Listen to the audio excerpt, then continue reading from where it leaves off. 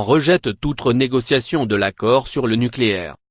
S'il est resté silencieux aux Nations Unies sur le sujet qui occupe tous les esprits, le ministre des Affaires étrangères a adressé ses mises en garde, lors de son séjour new-yorkais, par voie de presse.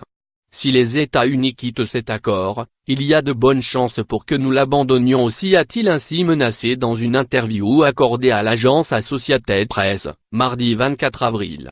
Un changement de ton alors qu'il avait assuré jusqu'à présent être prêt à continuer à travailler aux côtés des 5 autres signataires, France, Royaume-Uni, Russie, Chine et Allemagne. Lire aussi. Macron et Trump évoquent un nouvel accord avec l'Iran. Quelques jours plus tôt, M.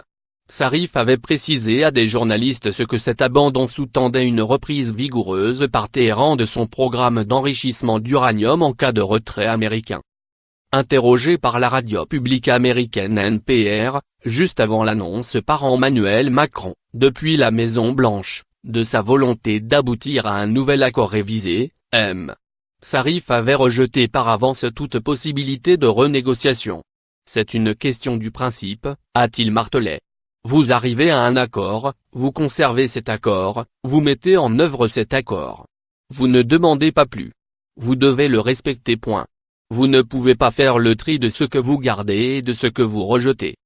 Au président Emmanuel Macron qui, lors de son interview télévisée du dimanche 22 avril sur Fox News, assurait qu'il n'y avait pas de plan B et M.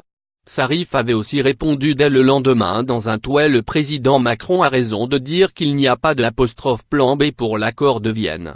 C'est tout ou rien.